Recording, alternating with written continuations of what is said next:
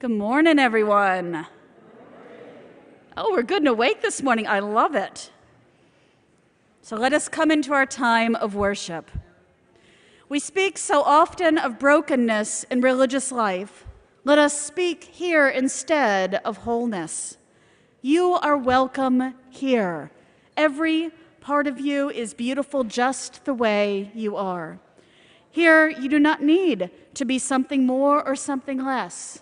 No holding back, no hiding, no exerting yourself, no trying to do more or be more. You have inherent worth and dignity. Nothing to prove here. Nothing to prove to me or the person sitting next to you or to the children or anyone. You do not need to try and be witty or quiet or outgoing. You are beautiful. Every part of you beautiful just the way you are. You do not need to change anything about yourself to be welcome here. Your skin, your hair, your belly, your limbs, your face, any part of you, all beautiful just the way that you are. You are extraordinary. Each and every one of you different from each and beautiful in your own beautiful way. Come together and let us worship.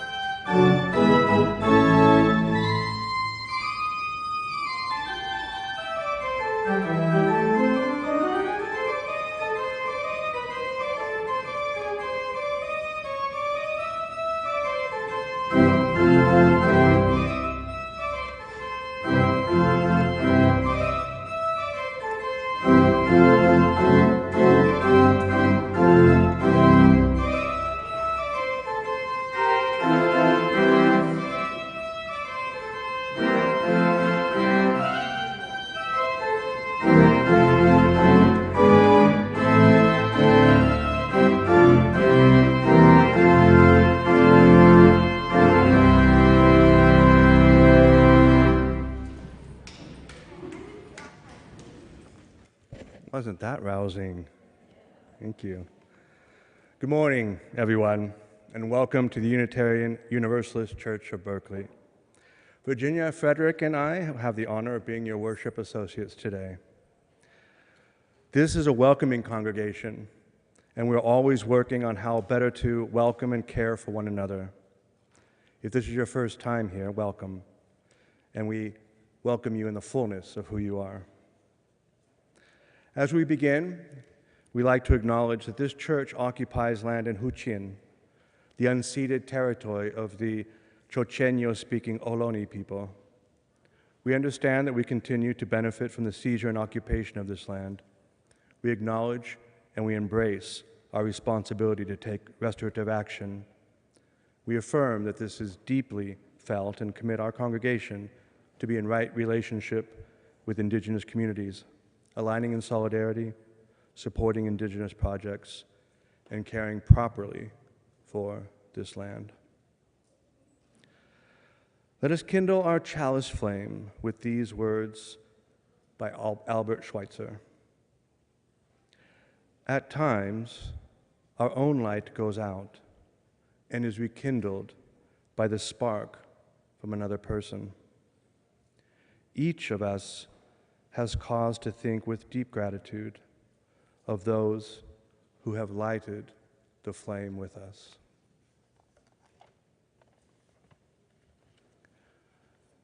We also pause to remind ourselves of some of the foundations of resilience. With Reverend Michelle, we light a candle of courage. We light a candle of acts of service. a candle of fellowship, and a candle of hope. May we find and cultivate these foundations of resilience in ourselves and in one another. And now, please rise in body or spirit to join singing our opening song, Our World is One World.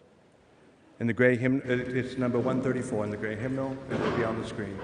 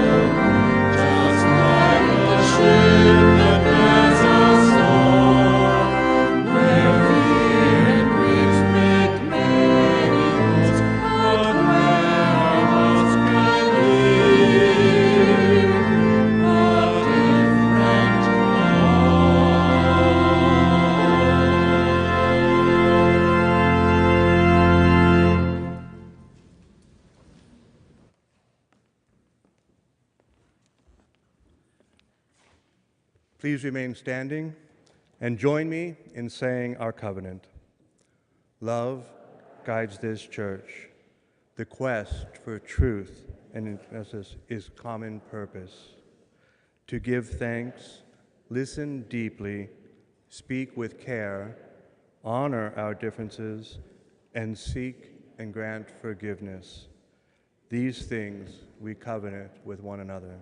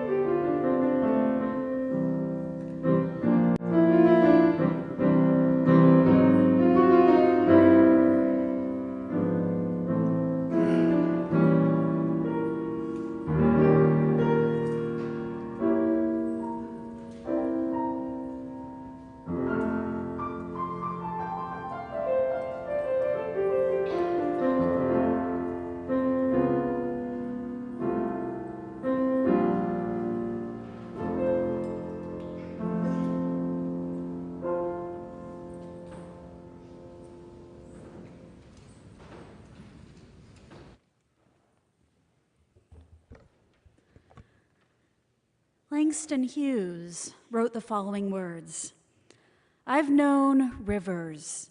I've known rivers ancient as the world and older than the flow of human blood in human veins. My soul has grown deep like the rivers. I bathed in the Euphrates when dawns were young. I built my hut near the Congo and it lulled me to sleep. I looked upon the Nile and raised the pyramids above it.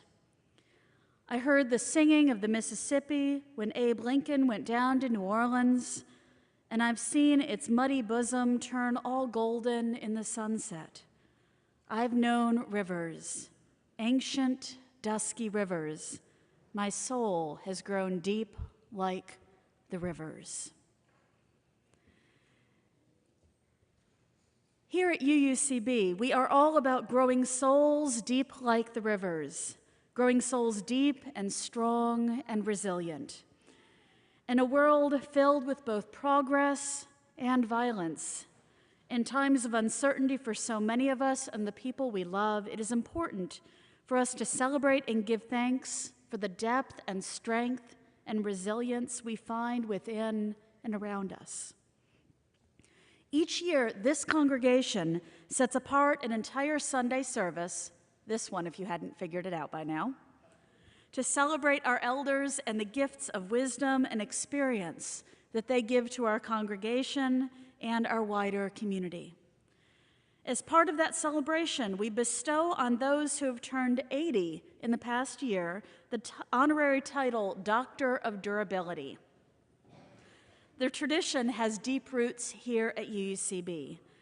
The title of Doctor of Durability came about decades ago when the congregation had close ties to the university and even worshiped in a building that was on campus.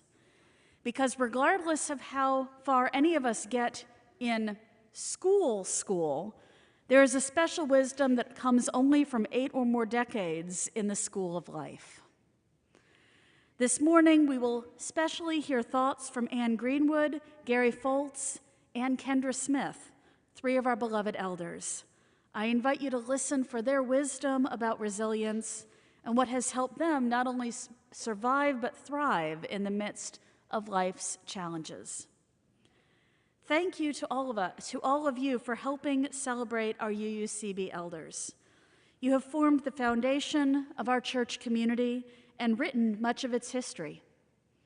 Some of you helped to bring our church to Kensington from Berkeley.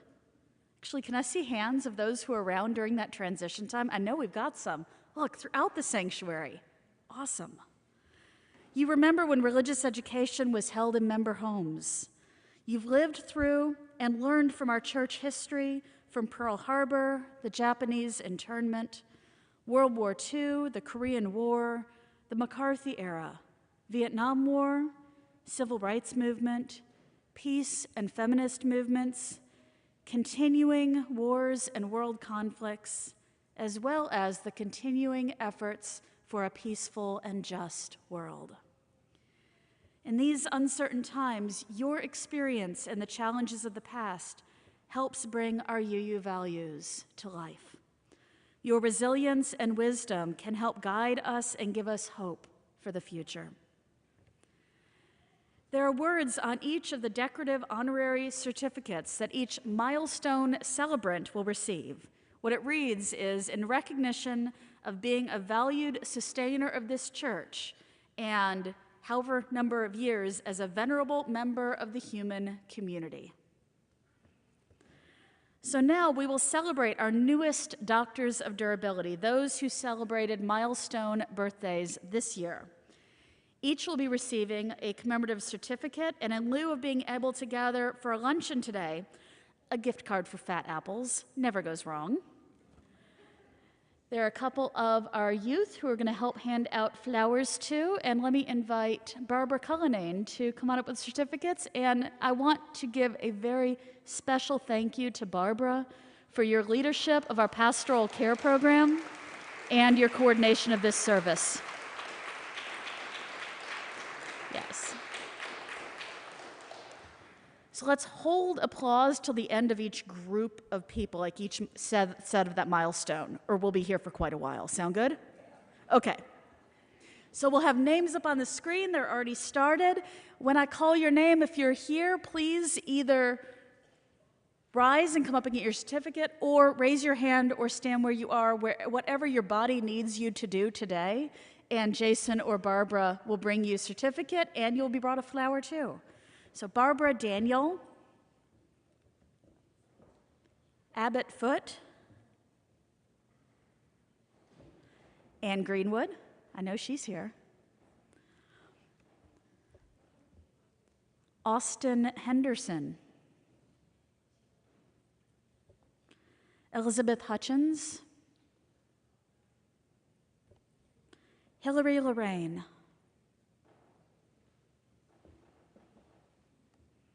Denny Parker, Lee Perry, and Linda Whitehand. And don't worry, our fabulous mail carriers will help to get their certificates to them. Those are our newest doctors of durability who have celebrated their 80th birthday this year.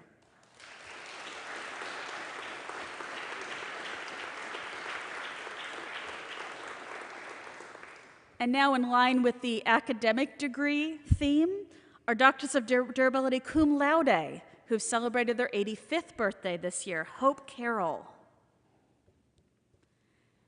Gary Foltz. Oh, in the back. Hope is in the back. There we go.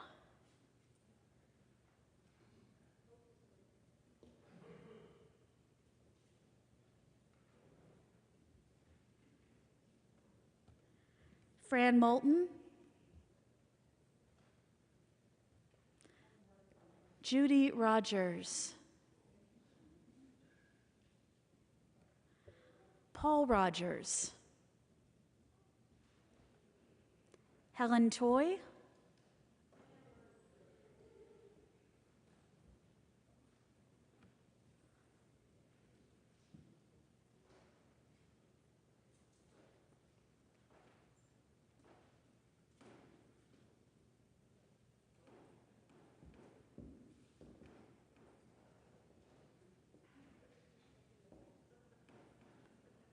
she's just not certain, and that's okay.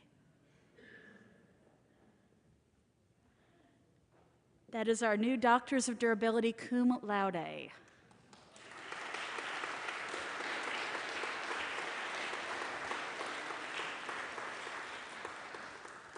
Now, our Doctors of Durability magna cum laude, celebrating their 90th birthday this year: Esther Adler and Paul Schneider. Are either of them here? Peter. I said that completely wrong. Thank you for correcting me. Esther and Peter, welcome as Doctors of Durability magna cum laude.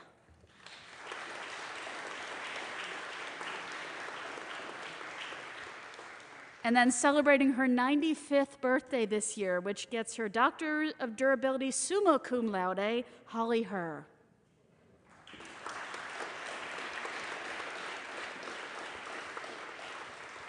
And you know, there's a special wisdom that you get for getting past your 95th birthday. So every year we recognize those who have achieved that distinction, which include Claire Baker, who I believe is in the back,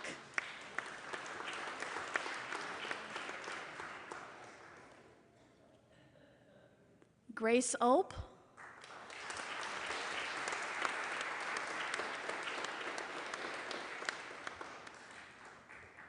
and Harlan Hayden.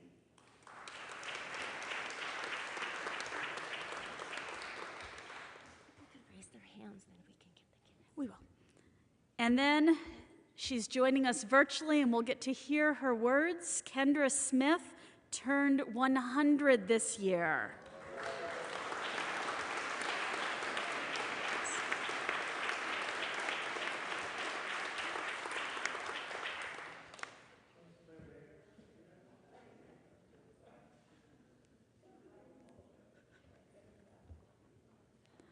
All right. Thank you for the wisdom that you bring. And this is a great day to be able to thank all of our doctors of durability. And they, for the ones who choose to do so, now have a purple Doctor of Durability ribbon on their name tag. May not be everybody, but definitely if you see one of those purple ribbons this Sunday or at any Sundays ahead, if you don't know that person, say hi. They've got some fabulous wisdom that they have gained. All of us bring wisdom, but there's special wisdom. All right, so now, kids, the kids are going to help. What we're doing now, the kids and I are leaving to do a celebration chapel celebrating the Unitarian Universalist flower communion ceremony. And while y'all get to be in here and celebrate great wisdom as well. So kids, what we're going to be doing is handing out flowers to all of our fabulous wise elders for as long as the flowers last. Okay, I have to admit the way that we say to do this, you just brace yourself. Go ahead and give a flower to anyone who doesn't have one who has white or gray hair. All right, we'll have some music. The kids are going to hand out flowers to all of the wisdom and the silver wisdom in this room. And kids, let's go on to chapel. Let's hand out those flowers.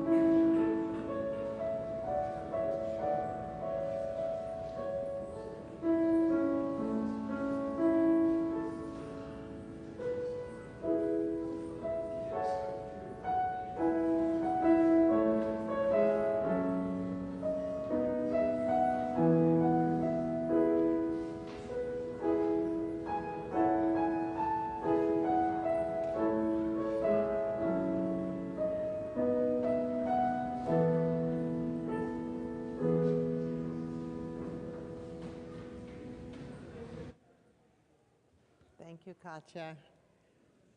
That was so special. We now enter the time in our service that we make for our hearts and our spirits, for our cares and concerns for one another. We lift up and hold the joys and sorrows and cares and concerns and challenges that we may be facing. During this time of silence this morning, I invite you to think of any joys or sorrows or significant milestones in your own life or if you're online, to write them in the comments section. And I invite us all to hold these cares in compassionate embrace of this loving community. We'll now take a few moments of silence.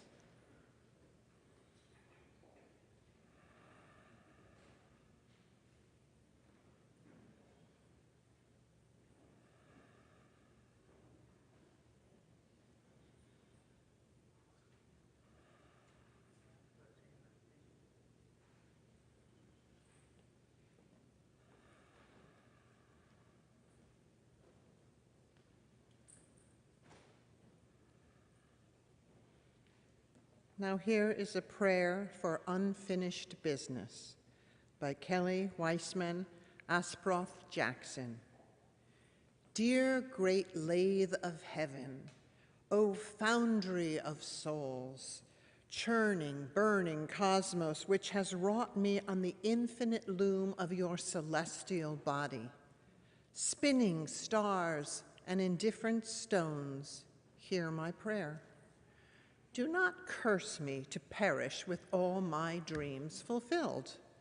Do not afflict me with visions so narrow and a heart so small that all my greatest hopes could be accomplished within a single lifetime. Rather, bless me with an unquiet spirit. Anoint me with impertinent oils.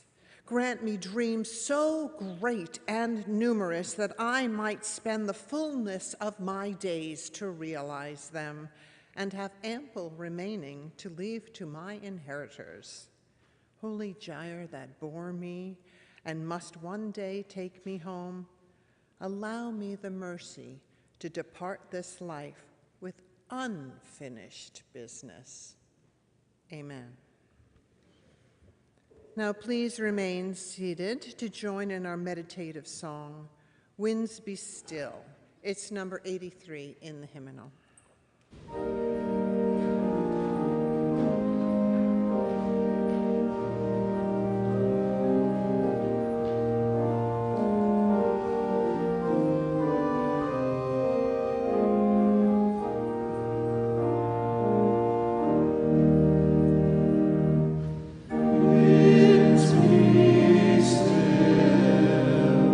Storm clouds pass and silence come.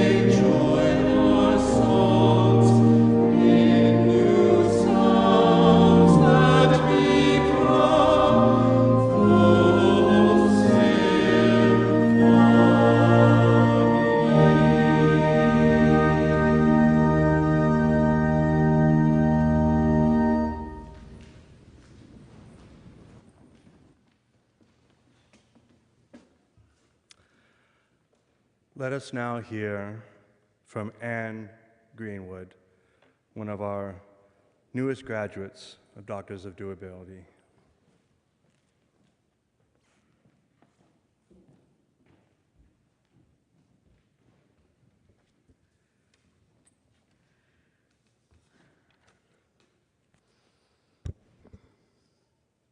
Yeah, I am Anne Greenwood. And no, I'm not 80. Not yet, at least. Not until November. But somehow clinging to my 70s seems better than achieving 80. But I'm really looking forward to fully enjoying my upcoming 90th decade, 9th decade. What's happened in these first 8? A class I took while earning a master's degree in the 1980s had us focus on each decade of our lives to discern where our values had come from. So for today, I review or revisit a few of mine. My first decade, 1943 to 1952, was spent on a 60-acre farm in Massachusetts with my parents and one older brother. We had animals to care for, vegetable garden, hay fields, farm equipment, barns. I had woods to walk in and a stream to play in, and my own 30-year-old circus pony. Her name was Princess, and my favorite puppy, the runt of the litter. I loved being with my grandmother, telling me the names and stories of the plants in the woods: dogtooth violets, skunk cabbage, jack-in-the-pulpits, such gifts. Then was the gift of my education. I knew I was expected to be a good student from kindergarten all the way through college, and I wanted to meet those expectations, even when being thrust into an entirely new world when I went to college. In my third decade, so much happened: marriage, a Mexican divorce, my first venture into really being on my own, earning my way as a lab technician and a scientist. From there, I met my second husband, relocating to California, then to Indiana, and having 2 wonderful children, one on each coast. Dipping into the personal growth movement, Gestalt therapy, encounter groups. Who am I really, was the question. Pushing into my 30s, I came back to California, endured a second divorce, and this church community became a central focus in my life. What? I need to ask them something for a moment. Okay, I'm really sorry. Could I have the mic for a moment? please. Making sure our children is safe is very, very important. Little John Henry was handing out flowers. Oh, good. Thank you. We couldn't find him. Okay, I feel much better now. We've been looking all over the church. Okay. Go ahead now. Thank you.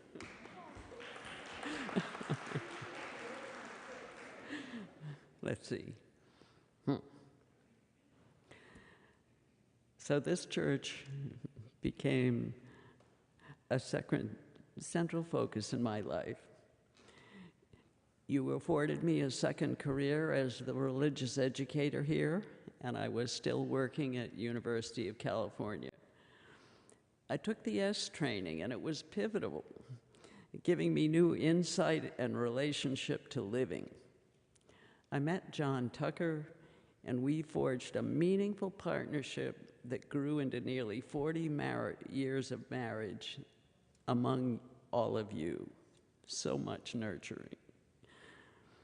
In the next decade, I became an international traveler when 40 of us from this church went to Japan in 1984 for the 25th Congress of the International Association for Religious Freedom.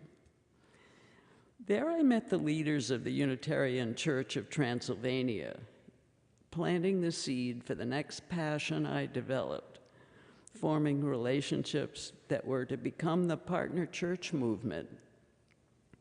The 1998 IARF Congress in Hamburg afforded me my first trip to Transylvania, and this church renewed a long-lost connection to the church in Homerodu, Ifalu, Romania.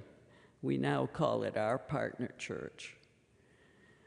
Those trips left so many enduring memories. 2 young girls captured my heart, one in Japan, who was courageous enough to come up to me and to address me and ask me my name.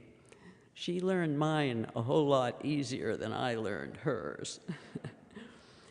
And the other little girl was in Transylvania.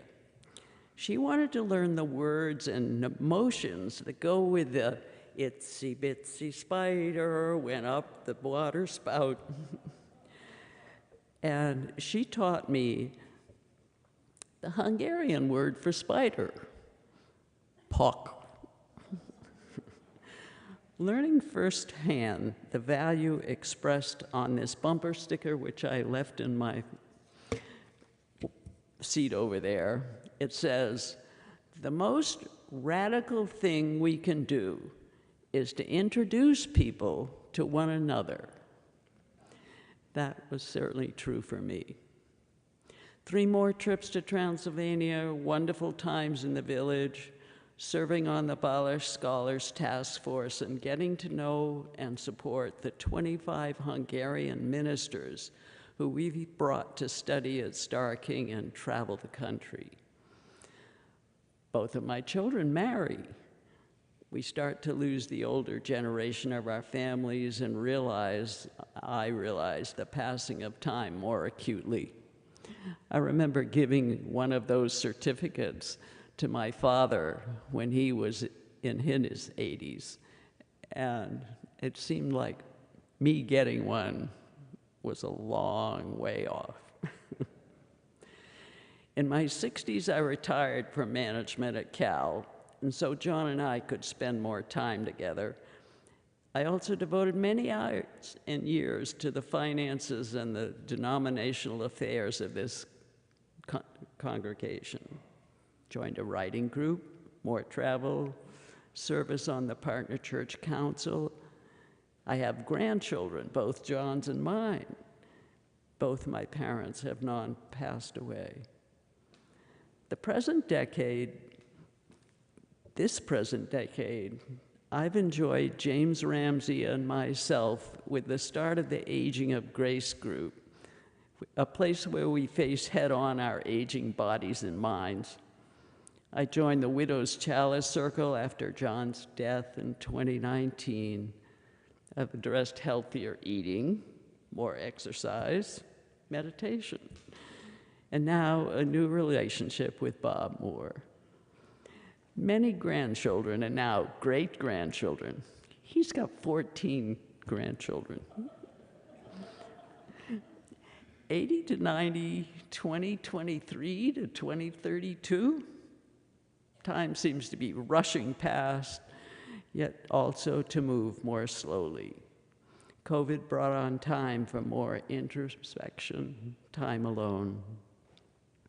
Reading Mary Oliver's poems has inspired me to look at each new day with wonder, akin to what my grandmother and parents gave me in my first decade. The roses blooming, blackberries beginning to turn. I love to see the new leaves emerging on the trees and the buckeyes. I'm entertained by the squirrels trying to overcome the lid on Bob's bird feeder. And then there's what happens in our chalice circles and Aging with Grace group as we learn about each other and share our stories. Generosity. Giving and receiving, as one of my favorite hymns says, "From you I receive, to you I give. Together we share, and from this we live." I'm humbled to realize that something I shared touched another person in a helpful or meaningful way, or learn I have harmed or hurt someone out of heedless words or unthinking action. Learning that art of forgiveness, so necessary. Learning the benefits of generosity over and over again. Two great gifts, to give and receive, smiling on life and listening to the other. I hope to continue to cherish living with all its gifts and surprises. Thank you.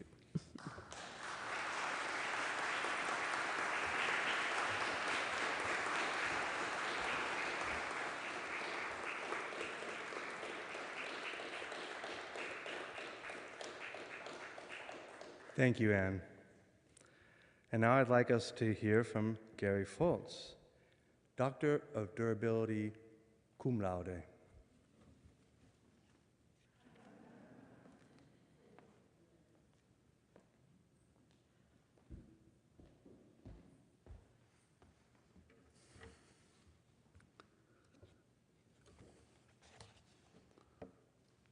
Hello.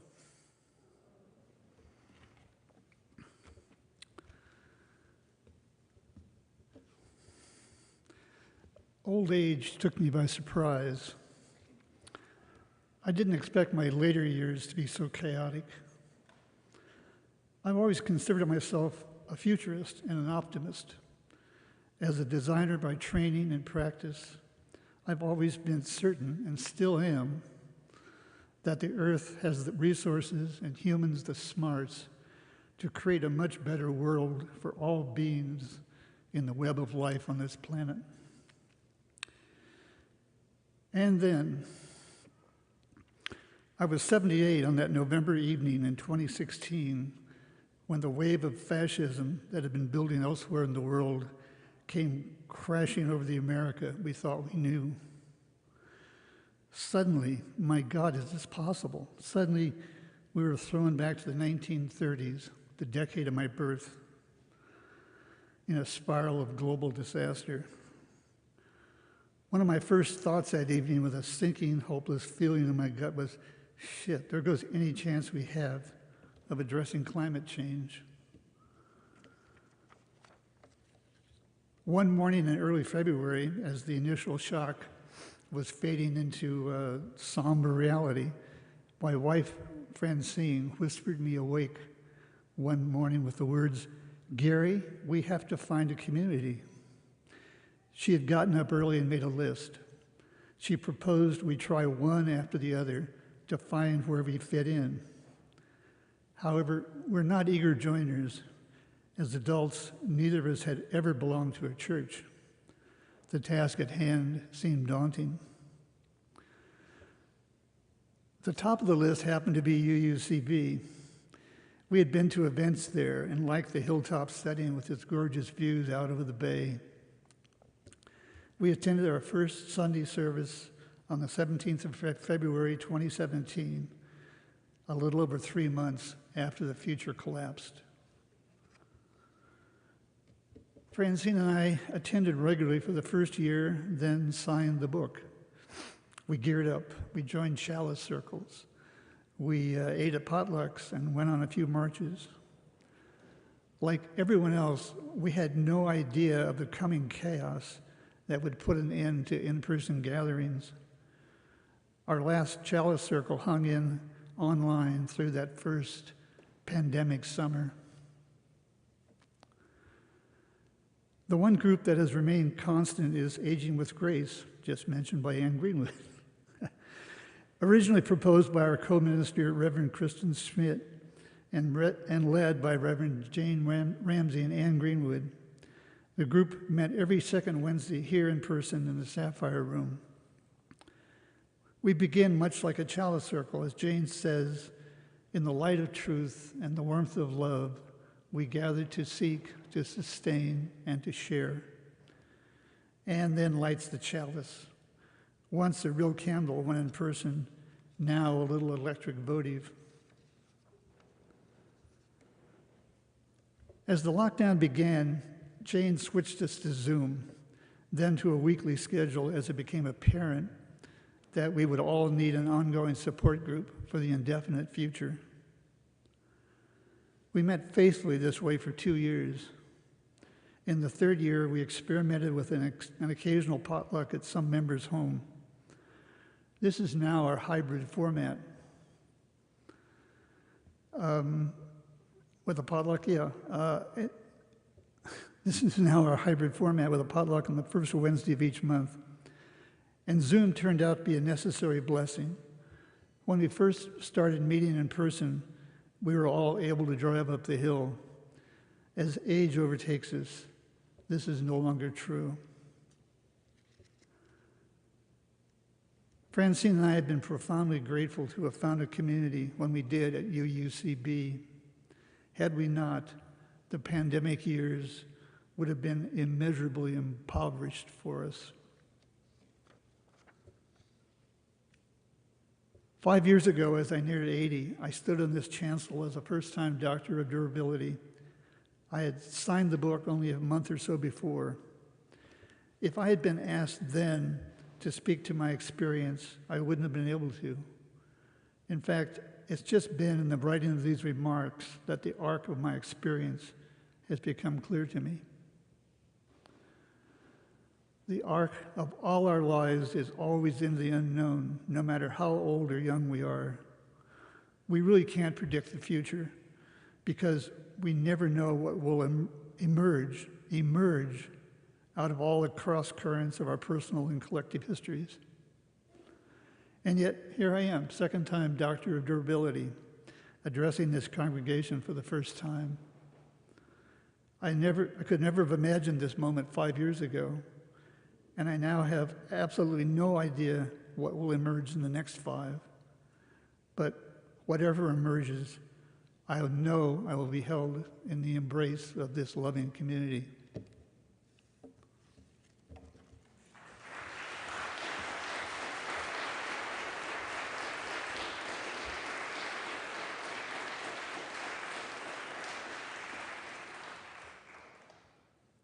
Thank you, Gary. And may I finally direct your attention to the screen to learn from our Doctor of Durability, ultra cum laude, Kendra Smith.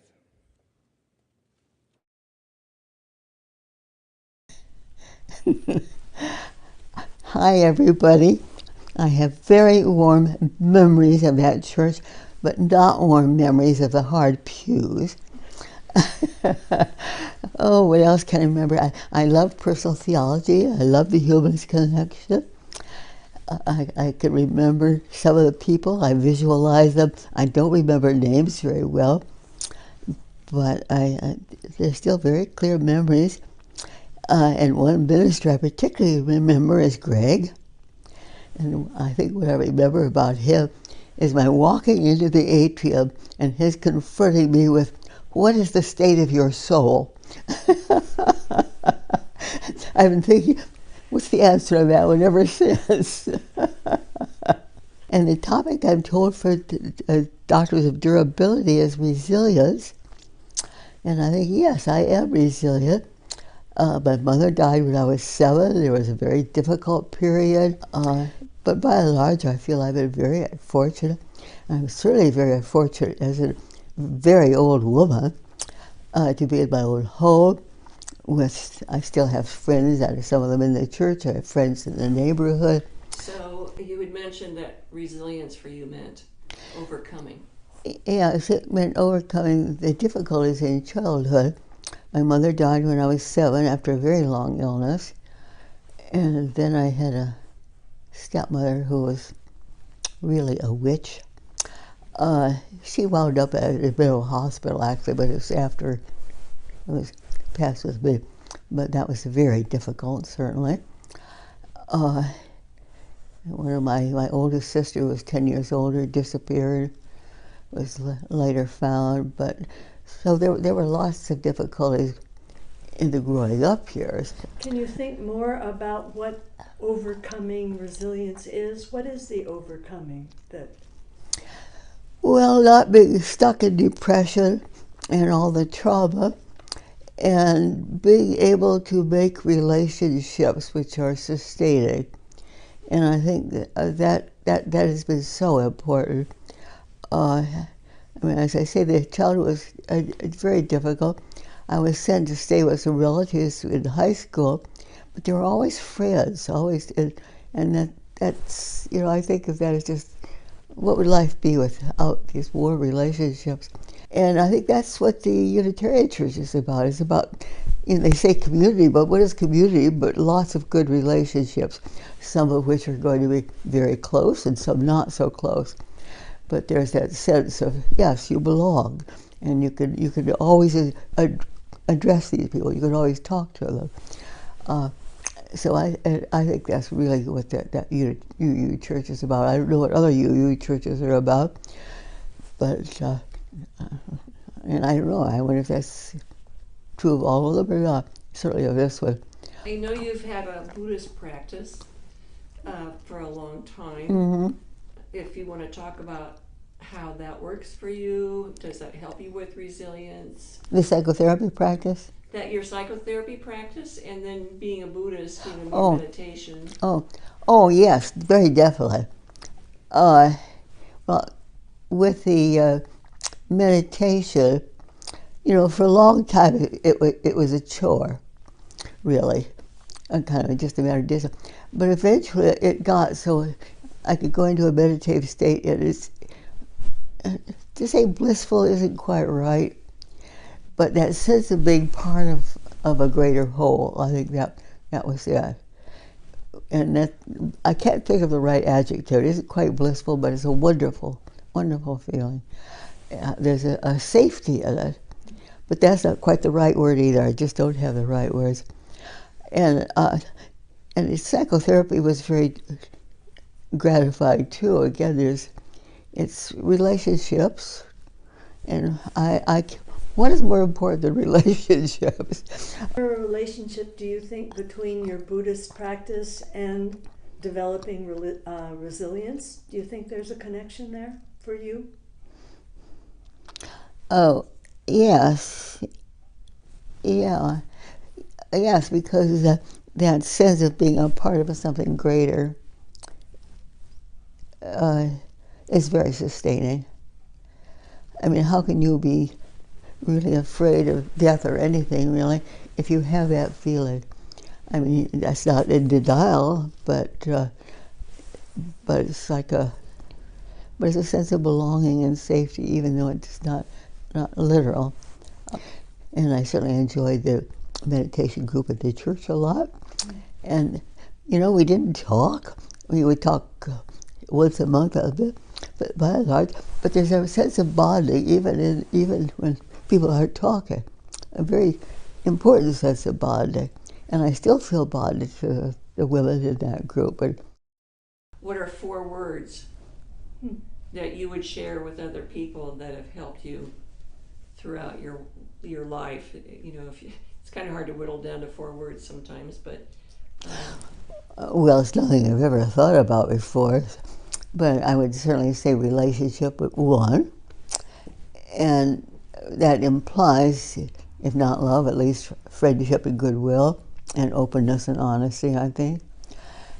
Health, nature, animals. Okay, I've got 4.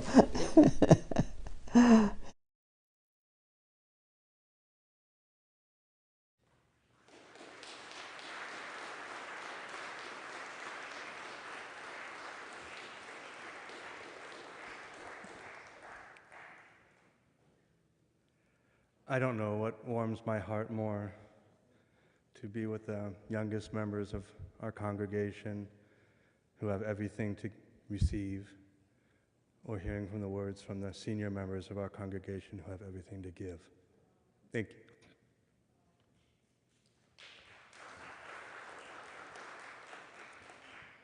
We invite you now to make an offering.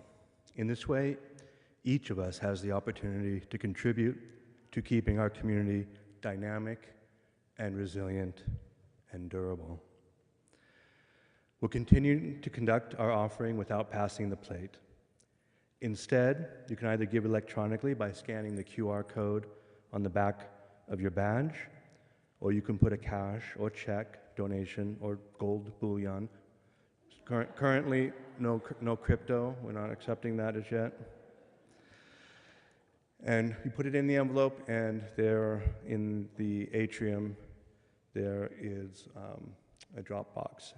And please mark on it, offering plate or pledge. Each week, half of our offering plate is shared with a nonprofit Good Neighbor organization recommended by our Social Justice Committee. We're grateful that your continued practice of generosity with UUCB and our good neighbors through these difficult times, and your offering of any value is always received with gratitude. The good neighbor for this month is Yes, Nature to Neighborhoods. In partnership with nature, Yes nurtures leaders who champion the well-being of our community. Their vision is for Richmond youth, adults, and families to lead healthy, connected lives, motivate change in their neighborhoods, and inspire a safe, thriving community. Thank you.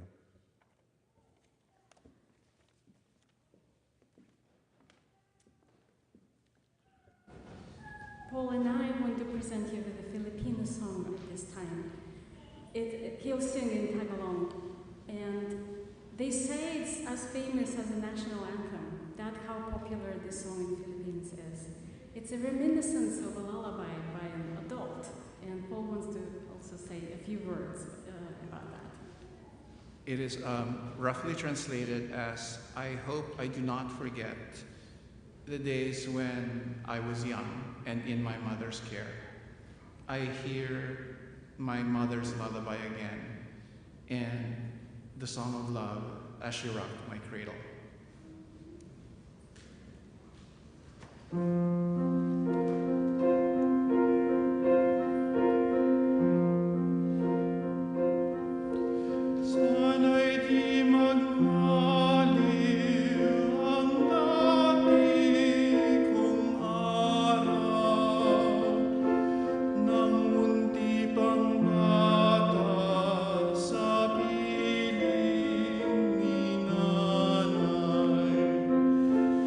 Nais ko'y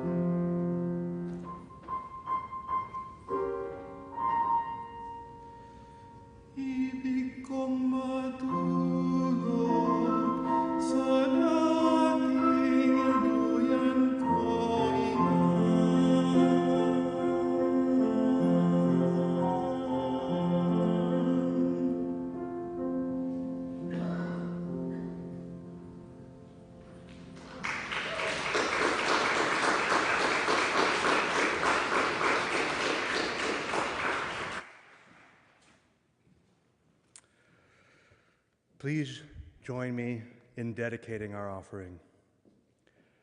We dedicate our offering and ourselves to the mission of this congregation to create loving community, inspire spiritual growth, and encourage lives of integrity, joy, and service.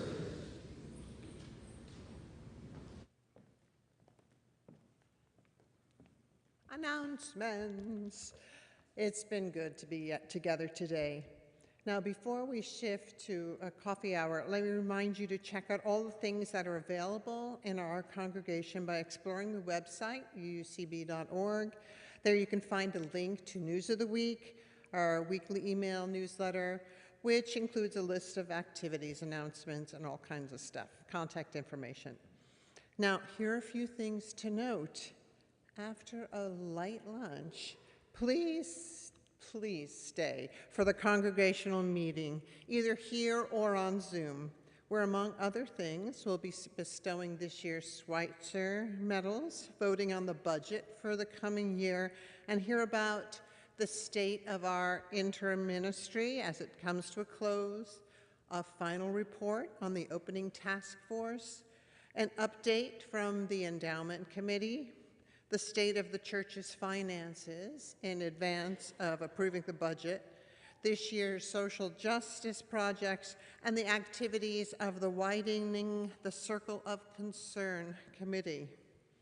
And if you stay for the whole thing, dessert will be served after the meeting.